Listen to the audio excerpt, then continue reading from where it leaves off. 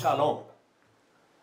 आपल्या सगळ्यांना माहित आहे की मनुष्य हा अगदी सुरुवातीपासून एका प्रश्नाचा शोध घेतो आहे आणि ते म्हणजे मनुष्याची उत्पत्ती ही कुठून झाली, कुठून आलोत आपण हे सगळेजण, आणि त्या संदर्भामधले वेगवेगळ्या प्रकारचे जे संशोधन आहेत ते सगळ्यांना माहीत आहे की चालू आहेत. आणि ह्या संशोधनांच्या मध्ये पुष्कळांनी वेगवेगळ्या प्रकारचे विचार, तत्व आणि धार्मिक ह्या संदर्भातील जे सिद्धांत आहेत ते समोर आणलेले आहेत. विज्ञानाच्या दृष्टिकोनातून उत्क्रांतीवाद हा खूपच परिचित आहेत आणि त्या बाबतीत तर जे संशोधनं आहेत, लिखाण आहे ते खूप आहे.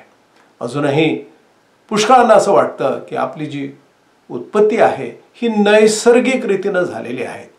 वेगवेगळ्या प्राण्यांच्या मध्ये ती उत्क्रांती होत होत होत शेवटी तो मनुष्य प्राण्यापर्यंत आलेला आहे आणि अशा प्रकारे जे आपण आहोत आज तो त्या उत्क्रांतीचा पूर्णपणे परिणाम आहे. अर्थात त्या बाबतीत वाद आहे. अजूनही जसं पाहिजे तसं ते सिद्ध करता आलेलं नाही आहे शास्त्रज्ञांना.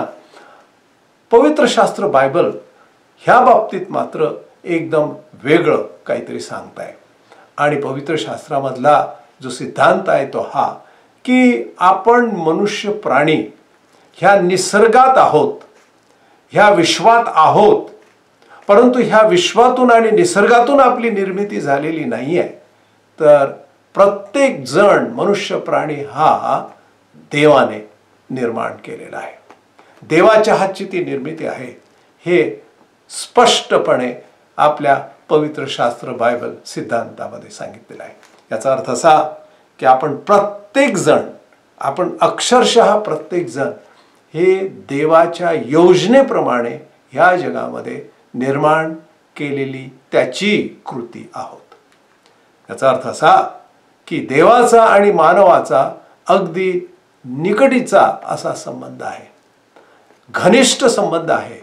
देव आणि मनुष्य त्यामुळे ते अतूट आहेत आणि माणसाच्या जीवनामध्ये जे काही आहे ते सगळं काही देवाला माहीत आहे हे त्यावरून स्पष्ट दिसतं. एक शास्त्रपाठ मी आपल्यासाठी वाचतो की जो आपल्या सगळ्यांना एक प्रकारे मार्गदर्शकपर ठरेल.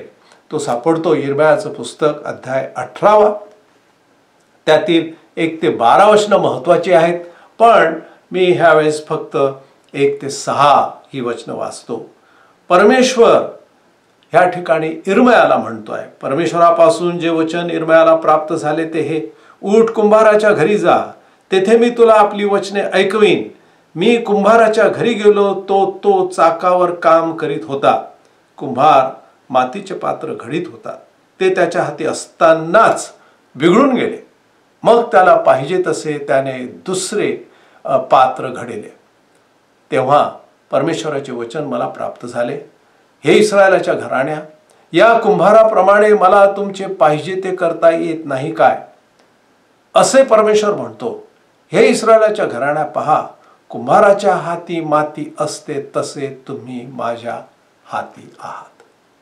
नवलाची गोष्ट आहे की लोकांना संबोधून परमेश्वराने हे वचन यिर्मयाच्या द्वारे दिलेलं आहे की कुंभाराच्या हाती जशी माती असते तशा प्रकारे तुम्ही माझ्या हातामध्ये आहात. या ठिकाणी वर्तमान काळ सांगितलेला आहे सगळ्यात, की प्रत्येक व्यक्ती, मनुष्य, प्राणी, लोक हे देवाच्या हातामध्ये आहे. अर्थात ह्या एका विधानानं अनेक प्रश्न तुमच्या समोर येतील, आपल्या समोर येतातच, की जर आहे तर मग माझ्या जीवनामध्ये असं का? हे दुःख, ह्या निराशा, हे वेगवेगळ्या प्रकारचे आजार, ह्या सगळ्या गोष्टी मग माझ्या जीवनामध्ये कशा काय देवाने आणल्यात? त्याला पूर्णपणे देवच जबाबदार आहे असा ह्या वाक्याचा अर्थ होतो का? तुम्हाला माहिती आहे, त्याच्या संदर्भामधलं सुद्धा अनेक वेगवेगळ्या प्रकारचे अर्थ आणि सिद्धांत आहेत पवित्र शास्त्रामध्ये. आपल्याला हे एका काही 15-20 मिनिटांमध्ये त्याचा पूर्ण उत्तर देता येणार नाही, पण एक मात्र नक्की आहे की जशी कुंभाराच्या हाती त्या चाकावर ठेवलेली माती पूर्णपणे त्या कुंभाराच्या आता विचारांच्या प्रमाणे, योजनेप्रमाणे त्याला आकार देण्याचं कार्य कुंभार करेल, म्हणजे त्या कुंभाराचा आणि मातीचा जो संबंध आहे, घनिष्ठ संबंध आहे, अतूट असं नातं आहे, ते मात्र स्पष्ट आहे. थोडक्यात म्हणजे देव आणि मनुष्य ह्या ज्या दोन गोष्टी आहेत, दोन व्यक्ती आहेत, त्या अतूट आहे. त्या मनुष्य त्याच्यामध्ये काहीही तो बदल करू शकत नाही. त्याला असं वाटतं की आपण देवाशिवाय जगू शकतो, देवाशिवाय आपल्या जीवनाला एक प्रकारची वेगळीच एक कलाटणी देऊ शकतो, किंबहुना वेगळीच दिशा देऊ शकतो. ह्या सगळ्या जरी मानवाला वाटत असल्या तरी मात्र शेवटी आपण देवाच्या हातामध्ये आहोत आणि देवाच्या शिवाय कोणत्याही प्रकारे मनुष्य काहीही करू शकत नाही, असा त्याचा अर्थ आहे. अर्थात आपण म्हणाल की मनुष्य प्राणी तर किती ते गोष्टी करतो आहे देवाच्या विना. तुम्हाला माहिती आहे, अर्थात हे जे संशोधन आहेत, विज्ञान आहेत, विज्ञानातील जी प्रगती आहे, आजारांच्या मध्ये वेगवेगळ्या प्रकारच्या औषधांचा जो शोध आहे तो माणसानेच तयार केलेला आहे किंवा लावलेला आहे. परंतु पूर्णपणे मनुष्य त्याच्यासाठी जबाबदार आहे असं म्हणता येत नाही. माणसाला देवाकडून जी काही ज्ञान आणि बुद्धी मिळाली त्याचा तो फक्त वापर करतो आहे. स्वतः तो काही करेल असं नाही. आणि देवाने ह्या सृष्टीमध्ये, ह्या मातीमध्ये, ह्या निसर्गामध्ये, झाडं झुडपं पशु पक्षी ह्यामध्ये जे काही आहे ते आपण फक्त परत संशोधन करतो आणि तेही देवाने दिलेल्या बुद्धीच्या आधाराच्या द्वारे. शेवटी देवानेच तुम्हाला आणि मला, मानवाला निर्माण केलेलं आहे हेच त्यावरून सिद्ध होतं. आणि देवानेच ते दान मानवाला दिलेलं आहे. कोणाला गीतांचं, गायनाचं, लिखाणाचं, अजून काही काही वाजवण्याचं, शेतीचं, अनेक वेगवेगळ्या प्रकारचे दानं त्याने ह्या मातीत टाकलेले आहेत. म्हणजे तुमच्या आणि माझ्यामध्ये त्याने उतरवलेले आहेत. हे ते नातं आहे देवाचं, कारण तो आपल्या सगळ्यांचा निर्माता आहे. अजून एक शब्द ह्या ठिकाणी वापरलेला आहे तो असा की जशी माती कुंभाराच्या हातामध्ये आहे तसे हे लोक हो, तुम्ही माझ्या हातामध्ये आहात, असं त्या लोकांना संदेश इर्मयाच्या द्वारे द्यायचा आहे की तशा प्रकारे तुम्ही माझ्या हातात आज आहात. वर्तमान काळ. थोडक्यात म्हणजे याचा अर्थ असा की देव आजही प्रत्येक व्यक्तीला आकार देतो आहे, असा त्याचा अर्थ. वेगवेगळ्या प्रकारचे त्याने तुमच्या आणि माझ्या जीवनामध्ये जे काही दिलेलं आहे, जी काही दानं दिलेली आहे आणि अजूनही तो त्याच्यामध्ये देतो आहे. म्हणजे याचा अर्थ असा नाही की जसं कुंभार एखादं मडकं तयार करतो आणि भट्टीत टाकतो आणि एकदा भट्टीतून निर्माण झाल्यानंतर, तयार झाल्यानंतर मग मात्र त्याला कोणत्याही प्रकारे आकार बदलता येत नाही, ते फुटून जातं. अर्थात आपण हे जे उदाहरण आहे ह्या जगामध्ये पाहतो, पण देवाच्या हातामध्ये आजही आपण आहोत असा मात्र त्याचा अर्थ आहे. आणि अजूनही आजही तो आपल्याला आकार देऊ शकतो आपल्या जीवनाला. तुम्ही म्हणाल की माझ्या जीवनाला आजही तो आकार देऊ शकतो. हो, आजही तो देऊ शकतो असा त्याचा अर्थ आहे, कारण देव जिवंत आहे आणि आपणही जिवंत लोक आहोत, मनुष्य प्राणी आहोत. देवाने मानवाला पूर्णपणे मोकळीक दिलेली आहे, स्वातंत्र्य दिले आहे, मन दिलेले आहे, बुद्धी दिलेली आहे. आणि ह्या सर्व गोष्टी त्याने अशासाठी दिलेल्या आहेत की आपल्या जीवनामध्ये अजूनही बदल येऊ शकतो. आणि ते स्वातंत्र्य त्याने माणसाला दिलेलं आहे असं पवित्र शास्त्र सांगतं. पुष्कळदा असं वाटतं की एकदा देवाच्या हातात जर आपण माती आहोत तर त्या मातीला काहीही स्वातंत्र्य नाही. परंतु पवित्र शास्त्रामध्ये इतर ठिकाणी आपल्याला हे शिक्षण दिसतं की देवाने माणसाला स्वातंत्र्य दिलेलं आहे, वैचारिक, बौद्धिक, आध्यात्मिक. आणि त्या स्वातंत्र्याच्या नुसार आपल्याला ह्या जगामध्ये जगायचं आहे. एकदा एका विद्यार्थ्यांच्या चर्चा सत्रामध्ये एका मुलीने असं म्हटलं की तिच्या जीवनामध्ये एक विचार नेहमी येतो आणि तो असा की ती 6 महिन्याची असताना तिची आई वारली. आणि अर्थात ते जे दुःख आहे ते नक्कीच फार कठीण आहे सोसायला. पण नंतर ती शिकली, इंजिनियर झाली, आता तिचं पुढचं जीवनसुद्धा फार चांगलं होईल ह्यात काहीही शंका नाही. प्रश्न तिला हा आहे की असं माझ्याच जीवनामध्ये का घडलं? एवढं मोठं दुःख, सगळं काही चांगलं आहे, परंतु त्या विचाराने तिला नेहमीच निराशा येते. एक मात्र आहे की त्या निराशेवर उपाय 2 गोष्टींनी येऊ शकतो. एक तर तिने हा विचार करायला पाहिजे की जर मी देवाच्या हातातील आहे आणि जरी देवाने माझ्या जीवनामध्ये हे येऊ दिलेलं आहे तर त्याचा काहीतरी उद्देश असला पाहिजे. आणि म्हणून त्या निराशेच्या विचारांच्यावर लक्ष देण्यापेक्षा देवाने तिच्या जीवनामध्ये हे का केलं, कोणत्या तरी उद्देशाने दिलेलं आहे, देवावर तिने आपलं लक्ष देणं हे आवश्यक आहे. दुसरी गोष्ट, तिला स्वतःची जबाबदारी एक आहे, ती ही की तिने स्वतः ठरवायचं आहे की ठीक आहे, याच्यामध्ये जो देवाचा उद्देश आहे तो मी स्वीकारते. याच्यातून काहीतरी नवीन देव माझ्या जीवनामध्ये आणत असेल आणि त्याचा उपयोग करून घेऊ शकतो, ह्यावर तिने लक्ष देणं ही तिची निवड आहे. आणि त्या दोन गोष्टी देवाने तुम्हाला आणि मला स्वातंत्र्य म्हणून दिलेलं आहे. ह्या सर्व गोष्टींच्यावर अजून एक गोष्ट अशी की देवाच्या शिवाय त्याच्यावर दुसरं उत्तर मानवाला नाही. कारण देवाचं आणि मानवाचं जे नातं आहे ते अतूट आहे, तो निर्माता आहे आणि आपण निर्मिती आहोत, असा त्याचा अर्थ आहे. पण आपल्याकडे अजून एक विचार येतो की आपल्या जीवनामध्ये वेगवेगळ्या प्रकारचे दुःख, त्रास, आजार, ह्या ज्या काही गोष्टी आहेत ह्या आपल्या पूर्वजन्मीच्या कर्मांचं फळ आहे. जर एखादा कॅन्सर झाला किंवा अजून काही ॲक्सिडेंट सुद्धा झाला तर हे सगळं काही पूर्वजन्मींच्या वाईट कर्मांचं प्रतिफळ. आपला जन्मसुद्धा जे काही आपण रंगरूपात आहोत ते सगळं काही त्या पूर्वीच्या कर्मांच्यामुळे, पूर्वजन्मीच्या कर्मांच्यामुळे. ह्या जन्माचं तर मिळतंच, परंतु पूर्वी जे काही जन्म होऊन गेले त्या जन्मामधले जे कर्म आहेत वाईट, त्याचा परिणाम आज आपण भोगत आहोत, असं ह्या ठिकाणी पुष्कळदा म्हणजे आपल्याकडे विचार करण्यात येतो.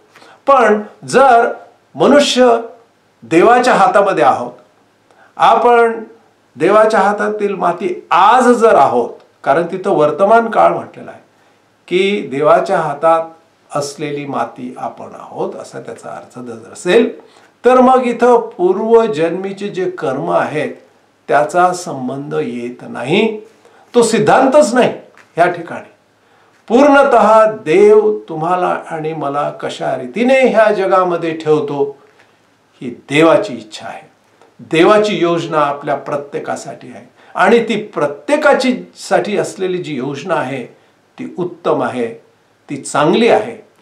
पूर्वजन्मीचे कर्म आणि पाप जे काही म्हटलेलं आहे आपल्याकडे किंवा सांगण्यात येतं, शिकवण्यात येतं, ते शिक्षण पवित्र शास्त्र बायबल आणि ह्या उदाहरणामध्ये नाही. देवाने तुम्हाला जे काही आपल्या जीवनामध्ये दिलेलं आहे ते त्याने त्याच्या योजनेप्रमाणे त्याच्या गौरवासाठी त्याने केलेलं आहे. नवीन करारामध्ये एकदा एक आंधळा मुलगा येतो आणि त्याचे शिष्यगण असतात आणि प्रभू येशू ख्रिस्त सुद्धा त्या ठिकाणी असतात आणि त्या ठिकाणी विचारण्यात येतं प्रभू येशू ख्रिस्तांना की हा मुलगा असा अंध का, जन्मापासून अंध, याच्या पापामुळे की याच्या आईवडिलांच्या पापामुळे हा असा झाला.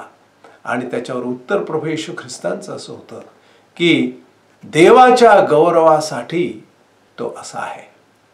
नवलाची गोष्ट आहे.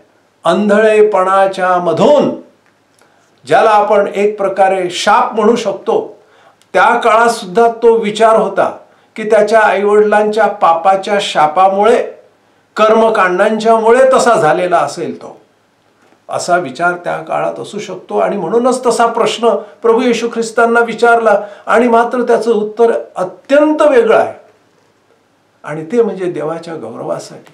थोडक्यात म्हणजे त्या अंधळेपणात असून सुद्धा तो देवाच्या हातात आहे, देवाच्या हातातली माती आहे आणि त्यामधून सुद्धा, त्या अशक्तपणामधून, शारीरिक जो अंधपणा आहे, अशक्तपणा आहे, त्यामधून सुद्धा देव त्याच्यातून देवाचंच गौरव करू शकतो, असा त्याचा अर्थ आहे.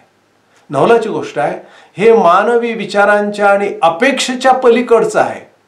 कारण कोणत्याच मानवाला आपल्या अशक्तपणाच्या बाबतीत विचार करायला नको, तो स्वीकारायलाही नको. प्रभू येशू ख्रिस्ताने मात्र ह्या अंधळेपणाला मातीसारखं नक्कीच त्या ठिकाणी गणलं. म्हटलेलं आहे की हो, अंधळेपणासहित सुद्धा ती व्यक्ती देवाच्या हातात आहे आणि देवाचा जो उद्देश आहे तो त्याच्या जीवनातून तो पूर्ण करतो आहे. त्यालाच म्हणतात मातीच्या रूपात देवाच्या हातात असणं. मंडळी, आपल्या जीवनामध्ये पुष्कळदा कधी कधी अनेक गोष्टी, अशक्तपणा आहेत, दारिद्र्य आहे, दुःख आहेत, आजार आहेत, निराशा आहेत, अपयश आहेत, वगैरे वगैरे वगैरे. त्या सर्वांच्या सहित आपण देवाच्या हातात आहोत आणि देवाला पूर्णपणे ते माहीत आहे असा त्याचा अर्थ आहे. जर तसं जर आहे तर मग फार मोठी आशा आपल्याला आहे. असं म्हटलेलं आहे, देवाच्या हातातील पात्र आहोत, देवाच्या हातातील माती आहोत आणि कोणत्याही प्रकारचं पात्र तो त्याच्यातून निर्माण करू शकतो. मग ह्या उदाहरणावरून तुम्हाला आणि मला जे अशक्त पात्र, शारीरिक रीतीनं अंधळ जे पात्र आहे किंवा व्यक्ती आहे, त्याच्यामधून एक वेगळंच तो निर्माण करू शकतो. म्हणजे ज्या ठिकाणी आपल्याला कोणत्याच प्रकारची आशा दिसत नाही, त्या ठिकाणी मात्र देव नवीन काहीतरी निर्माण करू शकतो असा त्याचा अर्थ आहे. आपल्याकडे अनेक अनेक उदाहरणं आहेत की ज्यांचं जीवन अत्यंत कठीण असं होतं आणि मग त्याच्यामधून एक नवीन त्यांच्या जीवनामध्ये चमत्कार देवाने केलेला आहे. अशी उदाहरणं आपल्याकडे भरपूर आहेत. एकदा एक व्यक्ती, मी परदेशात त्याची भेट झाली आणि एका वर्गामध्ये असताना त्या व्यक्तीसंगती बोलत असताना त्याने असं सांगितलं की आमची परिस्थिती इतकी वाईट होती की आमचं कुटुंब भीक मागत होतं भारतामध्ये आणि आता मी कोणत्या परिस्थितीमध्ये आहे, हा एक फार मोठा चमत्कार आहे. मंडळी, तसल्या प्रकारचा चमत्कार आणि बदल देवाच्या हातात राहूनच घडलेला आहे. त्या व्यक्तीचा देवावर पूर्ण विश्वास होता आणि आहे. प्रभू येशू ख्रिस्ताला त्यांनी स्वीकारलं, प्रभू येशू ख्रिस्ताचे त्यांनी पाय धरले, पूर्ण जीवन बदलून गेलं आणि त्या जीवनामध्ये नवीकरण आलं. त्यांनी मग विश्वासानं, खात्रीनं पूर्णतः प्रभू येशू ख्रिस्ताच्या हातात स्वतःला दिलं. परिणाम असा झाला की त्यांच्या जीवनामध्ये पूर्णतः बदल घडला आणि नवीन गौरवशाली जीवन ते जगत आहे. त्यालाच म्हटलेलं आहे, ज्यावेळेस प्रभू येशू ख्रिस्ताने उत्तर दिलं की हो, हा मुलगा अंध आहे, परंतु देवाचं गौरव त्याच्या जीवनाच्या द्वारे होऊ शकतं जर त्याची इच्छा असेल, विश्वासानं पुन्हा परमेश्वराच्या हातात येणं. तुम्हाला माहिती आहे, पुष्कदा असं असतं की जीवन हे जसं पाहिजे तसं पुढे चालत नाही, बिघडून जातं. ह्या ठिकाणी असं म्हटलेलं आहे, एक शब्द आलेला आहे की त्या चाकावर असतानाच एक इथं मातीचा गोळा तो बिघडून गेला. ह्या ठिकाणी अर्थात तुम्ही म्हणाल की त्याच्यामध्ये त्या मातीची चूक नव्हती. एका अर्थानं ते बरोबर आहे, परंतु मानवाचं जीवन तसं नाही आहे. मानवाला देवाने पूर्णपणे मोकळीक आणि स्वातंत्र्य दिलेलं आहे. पुष्कळ तरुण तरुणी मुंबईसारख्या शहरामध्ये येतात. मला माहीत आहे की काही तरुण ज्यावेळेस येतात ते कष्ट करतात, श्रम करतात आणि योग्य जे निवडी आहेत कामाच्या बाबतीत, नोकरीच्या बाबतीत, कुठं राहायचं, त्या ठिकाणी कोणत्या प्रकारचे मित्र आपल्या जीवनामध्ये आणायचे, स्वीकारायचे, ह्या बाबतीत ते योग्य असल्या प्रकारची निवड करतात मुंबईमध्ये राहून आणि हळूहळू आपल्या जीवनामध्ये ते पुढे जातात आणि चांगल्या प्रकारे यशस्वी म्हणून त्याच नगरीमध्ये जगतात. आणि असे काही तरुण येतात ह्याच नगरीमध्ये की ह्या ठिकाणी सर्व प्रकारचं जाळं आहे आणि मग ते हळूहळू वेगवेगळ्या प्रकारच्या ह्या जाळ्यामध्ये फसत जातात. वेगवेगळ्या प्रकारचे नकारात्मक मित्र, वाईट लोक, वाईट विचार, वाईट असल्या प्रकारच्या ज्या सवयी आहेत त्यामध्ये ते हळूहळू इतके गुंतले जातात की त्यांच्या जीवनाच्या द्वारे नाशच त्यांना त्यांच्या हातामध्ये मिळत असतो. ठिकाण एकच आहे. वेगवेगळ्या ठिकाणावरून आलेले हे तरुण ते मात्र ज्यावेळेस आवडी निवडी ह्या बिघडून टाकतात, त्यांचं जीवन त्यामुळे बिघडतं. देव त्या ठिकाणी बिघडवत नाही. आपल्याला देवाने मातीची उपमा दिली, परंतु ह्या मातीला त्याने फार मोठं स्थान दिलेलं आहे. आपल्या सगळ्यांना त्याने स्वातंत्र्य सुद्धा दिलेलं आहे, काय निवडायचं, काय नाही निवडायचं.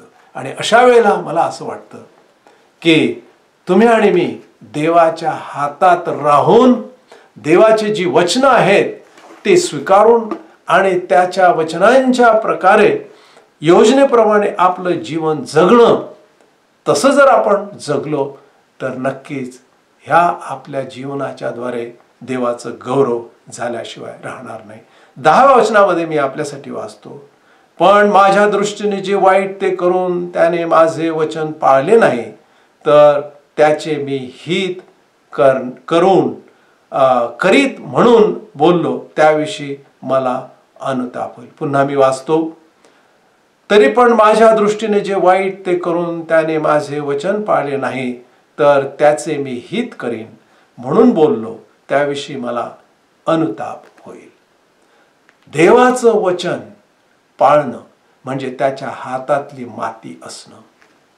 तुम्हाला आणि मला देवाचं वचन पाळून, देवाच्या वचनामधले जे बोध आहेत, जे संदेश आहेत, त्याप्रमाणे करून जर आपण आपलं जीवन जगलो, तर ह्या ठिकाणी असं म्हटलेलं आहे की त्याचं जीवन वाईट होणार नाही. मी त्याचं वाईट होऊ देणार नाही जर देवाच्या वचनाप्रमाणे तुम्ही आणि मी वागलो. म्हणजेच देवाच्या हातातच सदैव आपण आपलं जीवन, हे मातीरूपी जीवन त्याच्या हातात ठेवलं, तर ह्या आपल्या जीवनाला तो आशीर्वादित केल्याशिवाय राहणार नाही. जसं येशूने त्या आंधळ्या मुलाच्या बाबतीत सांगितलं की देवाचं गौरव त्याच्याद्वारे होईल. कितीही अशक्तपणा, दुबळेपणा, निराशा आपल्या जीवनामध्ये असतील, दुःख असतील, पण त्या सगळ्यांच्या द्वारे देव तुमचं आणि माझं चांगलं भलं करेल, म्हणजेच आशीर्वाद दिल्याशिवाय राहणार नाही. आता देवजो बाप ह्याची प्रीती, देवजो पुत्र ह्याची कृपा आणि देवजो पवित्र आत्मा ह्याची सहभागिता आपणा सर्वाबरोबर आता आणि सदा सर्व काळ असो. आमेन. आमेन. देव आपणास आशीर्वाद